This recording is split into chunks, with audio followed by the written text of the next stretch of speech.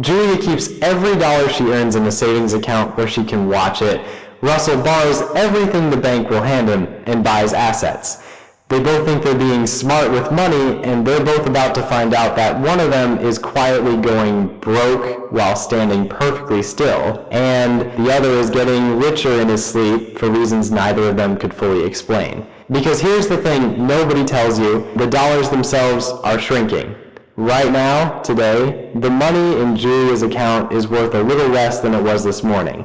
And when you run their two lives out over 30 years, the gap between them is going to make your stomach drop. Let's keep this fair. Julia and Russell make the same salary. They both start with $50,000, same age, same city, same paycheck. The only difference is what they understand about money. My name is Nick, and this is the one force that quietly decides who gets rich and who stays broke. Let's meet them properly. Julia is the responsible one, the one your parents would be proud of. She doesn't gamble, she doesn't speculate, she doesn't buy things she can't afford. Her $50,000 sits in a savings account earning interest, and every month she adds a little more. When she logs in, the number is always there, always a little bigger than last time. It feels solid, it feels safe. When her coworkers talk about the stock market crashing, she feels quietly smug because her money never goes down. Not by a single dollar. Russell does almost the opposite. He takes his $50,000 and treats cash like it's on fire. He buys index funds. He puts a down payment on a house and signs up for a 30-year mortgage at a fixed rate, locking in a payment of about $2,000 a month for the next 3 decades.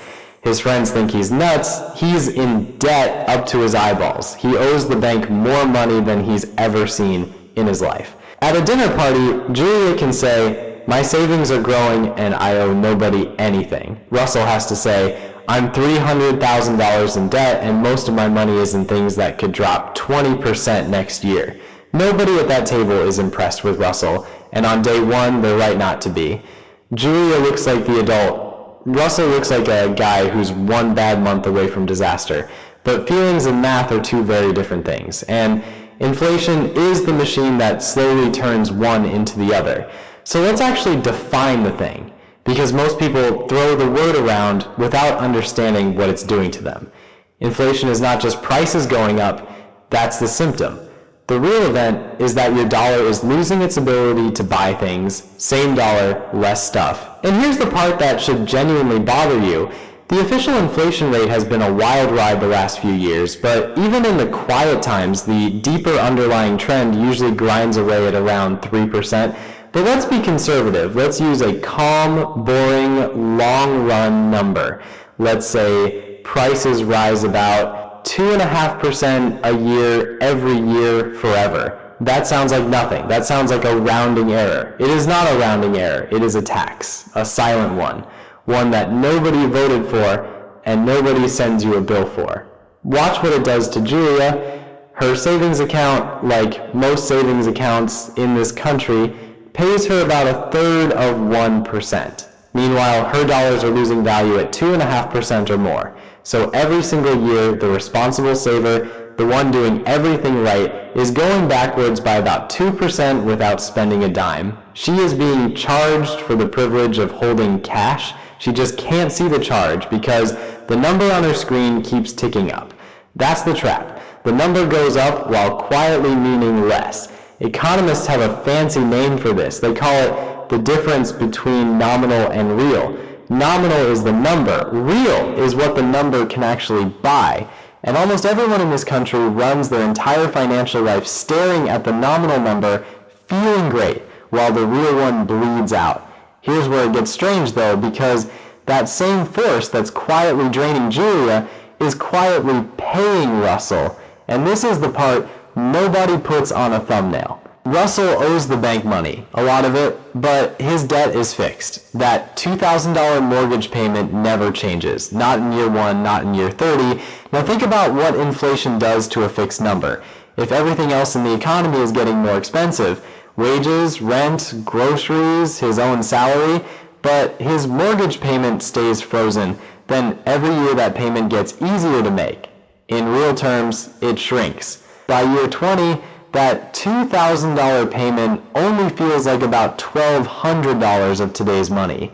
By year 30, it feels like under $1,000 he's paying the bank back in dollars that are worth less and less, while the house those dollars bought keeps climbing in price. Like, inflation is eating his debt and feeding his assets at the same time. He didn't earn that. He just understood which side of the table to sit on. And here's the uncomfortable truth underneath all of it. Inflation never destroys money. It moves it. Every dollar of purchasing power that quietly leaks out of Julia's savings account doesn't vanish into thin air. It gets transferred. So let's actually name where it goes, because this is the engine of the entire economy, and they don't teach it in school. It goes to debtors. Anyone who borrowed money at a fixed rate gets to pay it back with cheaper dollars. Inflation is a slow, silent forgiveness program for people in debt. It goes to asset holders, people who own stocks, real estate, businesses, things whose prices rise with inflation or faster, watch their wealth float up on the same tide that's sinking the saver, and it goes more than anywhere else to the single biggest borrower on the planet, the government. National debt is just a giant pile of fixed dollar IOS, and a few years of solid inflation quietly shrinks the real size of that pile. There's a reason economists sometimes call inflation a stealth tax. It does what taxes do. It moves money from your pocket to the borrowers, except no politician ever has to stand up and vote for it. And then there's the part that really stings. Remember back in the mid-2020s when the central bank spiked interest rates to fight that massive inflation wave? Savers were finally supposed to win. Rates sat above 5% for a long time. And yet, the average big bank savings account in America still paid less than 1%. They gave you a free pen, but they kept your profit. That spread, the gap between what the system earns on your money and what it pays you for it, doesn't disappear. It just becomes someone else's profit. I'm not telling you this to make you angry at banks or at Russell or at anybody. Nobody's twirling a mustache here. This is just how the machine is built. The point is that the machine has a near side and a far side, and which one you're standing on is mostly a function of whether you understand the rules. Quick aside, then right back to Julia and Russell. If breaking money down like this is the kind of thing you want more of, I run a school community where I show people how to build a faceless channel that does exactly this. It's linked below if you're curious. If not, no stress at all. The rest of this stands on its own. Okay, back to our two friends. Let's jump forward to year 5. On paper, nothing dramatic has happened. Julie is still saving diligently. Her balance is bigger. She got a raise at work, a nice, respectable 3% bump, and she felt genuinely good about it. Here's what she didn't notice. Prices that year went up more than 3%. So that raise she celebrated, in real terms, it was a pay cut. She has more dollars and less buying power, and she has no idea, because the only number she ever sees is the one going up. This is the quiet heartbreak of the whole thing. A raise smaller than inflation isn't a raise. It's a polite, smiling demotion. Russell, meanwhile, has been doing almost nothing. That's worth repeating because it's the whole point. He's not day trading, he's not flipping houses, he set things up once and then mostly left them alone. His index funds have wobbled, they dropped one year and he felt sick about it, but they recovered and kept climbing. His house went up in value. His mortgage payment stayed exactly perfectly frozen.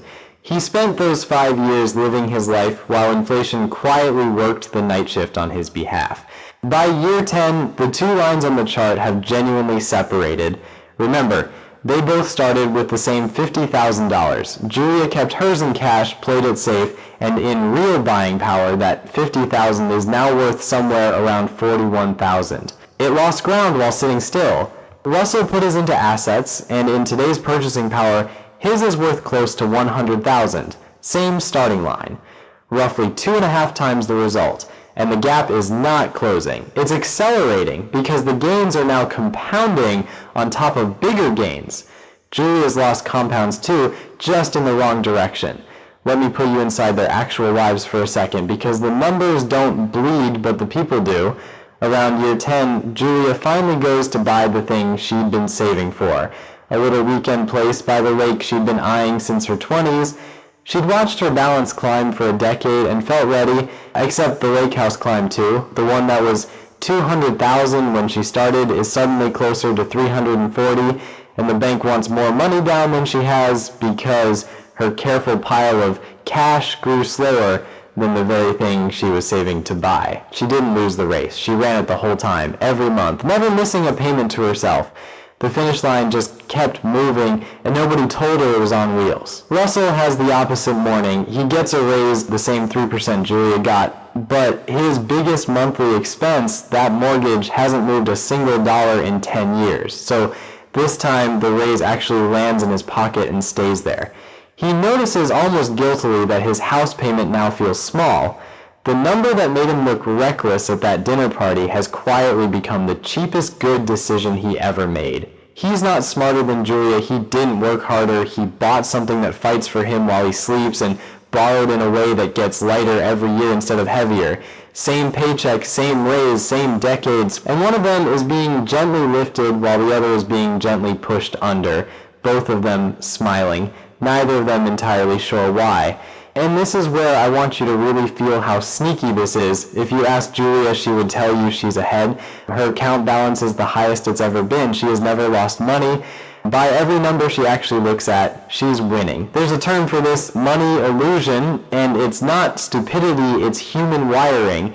We feel the dollar amount, not the dollar's worth. It's why a $5 coffee feels outrageous to your dad and normal to you. Same coffee, different dollar. The dollar got smaller, and most people simply never updated the picture in their head. And if all of this feels abstract, I've got bad news. You already lived through the fast-forward version of it. A few years ago, inflation didn't creep, it sprinted. It hit about 9% in a single year, the worst in 4 decades. You remember it, even if you don't remember the number. Eggs that doubled. A grocery run that somehow cost $40 more than it did the month before for the same boring cart of food. Gas signs you drive an extra 10 minutes to avoid. Surveys from that stretch found that more than half the country called the price of groceries a major source of stress, and for lower income households it was closer to 2/3. That wasn't a spreadsheet. That was real people standing in a checkout line doing math they didn't sign up for. The central bank slammed the brakes, yanked interest rates from basically zero up past 5%, and eventually the fever broke. But here's what almost nobody noticed once the panic faded. Prices didn't go back down, they almost never do. Inflation cooling off just means prices are climbing more slowly, the higher prices stay, so even in the good years, the dollar keeps melting. It just quietly enough that you stop paying attention, which is exactly when it does the most damage. Let me make that picture concrete because numbers on a screen are easy to ignore until you see what they actually mean. Go back to 1970. A gallon of gas was about 36 cents. A postage stamp was 6 cents. A brand new car cost a little under $4,000, and the typical new house in America ran around $24,000. Now, look around. In 2026, that same stamp is 84 cents. That same new car is north of $52,000, and that house, you're looking at north of $450,000. Same items, just a much scarier amount of paper required to own them. A dollar from 1970 buys you roughly 12 cents of stuff today, which means if your grandfather had stuffed a single dollar under his mattress back then, and you found it now, it would have lost about 88% of its power. Not because anyone stole it, because it just sat there while the world repriced around it. That mattress was the worst performing investment in the house, and it didn't even have the decency to lose the number. It only lost the meaning, and then there's the modern, pettier version of all this, the one you can actually feel at the grocery store. Shrinkflation, the bag of chips that's now legally classified as mostly air, the roll of paper towels that quietly lost 20 sheets, the cereal box you could read a newspaper through. Companies figured out that you'll notice a price going up, but you won't notice the package getting smaller, so they shrink the product instead of raising the sticker. Now, to be fair, the government looked into this, and across the whole economy, shrinkflation is actually a tiny sliver of total inflation, a fraction of 1%. But in the categories where it hits, it stings. Coffee packaging shrank enough to add the equivalent of a 30% per unit increase, so no, you're not imagining it, and no, it's not the main event, it's just the part you can hold in your hand and get mad at. Now let's run it all the way out, because this is where the story stops being a slow drift and becomes a canyon. By year 20, Julia's safe, responsible $50,000 has the real buying power of about $32,000. It's been on a diet she didn't authorize. Push it to year 30, a normal working career, and her cash is worth around $24,000 in real terms. She did everything right, and she lost half her wealth to an invisible thief. Russell's is worth somewhere near $380,000, 14 times from the exact same starting point. The only variable that ever differed was what each of them believed a dollar was, and Russell's mortgage, the debt that made him look reckless at that dinner party 25 years ago, it's nearly paid off in dollars so shrunken that the final payments barely register. He looked irresponsible for one evening and got rewarded for 3 decades. Now, if I stopped here, I'd be doing exactly what every finance guy on the internet does, showing you one clean side of the story and pretending the other doesn't exist.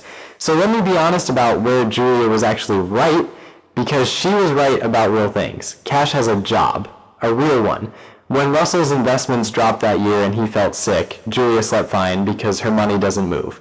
If either of them had an emergency, a job loss, a medical bill, a busted transmission, Julia could handle it instantly, and Russell might have been forced to sell an asset at the worst possible moment and lock in a loss. That's not nothing. That's the whole reason you keep an emergency fund. The lesson was never hold zero cash. Holding zero cash is its own kind of reckless. The lesson is, don't hold idle excess cash and call it safe, because past your emergency cushion, safe is exactly what it isn't. And assets are not a magic escalator. Stocks are genuinely volatile. A few years back, the market fell almost 20% in a single year, and plenty of people panic sold at the bottom and never recovered. Real estate can sit empty, leak, and tie your money up for years. Every single tool that beats inflation comes with a catch, and anyone who tells you otherwise is selling something. So what actually works? Owning pieces of the economy through index funds so your money rides the same wave that's lifting prices. Owning a home with a fixed rate mortgage so inflation eats your debt instead of your savings. And for the cautious, there are tools built for exactly this: treasury bonds whose value rises with inflation, and savings bonds from the government that adjust with it. At one point during the last inflation spike, those savings bonds were paying over 9%, while the bank down the street was still offering you 1/3 of 1% and a free pen. The tools exist. Most people just never go looking for them because the bank account feels safe and looking feels like work. So here's where Julia and Russell actually end up. Same salary, same starting $50,000, same 30 years. One of them did everything she was told. Saved, avoided debt, never lost a dollar, and quietly went backwards the entire time. The other took on debt, bought things that scared him, did almost nothing for decades, and let an invisible force do the heavy lifting. Julia didn't lose because she was lazy or dumb. She lost because she was playing a game without knowing the rules, defending a dollar that was melting in her hand. Russell didn't win because he was a genius. He won because he understood one thing. The dollar is a melting ice cube, and you can either hold it and watch it disappear or trade it for something that grows faster than it melts. That's the real trap. And it was never cash versus stocks or saving versus investing. The real trap is going through your entire life, looking at the nominal number, the balance, the salary, the price tag, and never once asking what it's actually worth. Inflation isn't some headline that flares up and goes away. It's the water you're swimming in. It's deciding silently every single year whether your money is working for you or quietly working against you. And if you're wondering what happens when this force doesn't stay polite, when a government decides to print its way out of trouble and inflation goes from 2% to 200 to a number with too many zeros to read, that's a different video, and it's the most terrifying story in all of economics. But for now, the next time someone tells you they're being smart by keeping it all in savings, or that they're rich because the number went up, ask them one quiet question: worth more or just more dollars? Because the dollar is shrinking as we speak. And the only people who win are the ones who understood that before everyone else.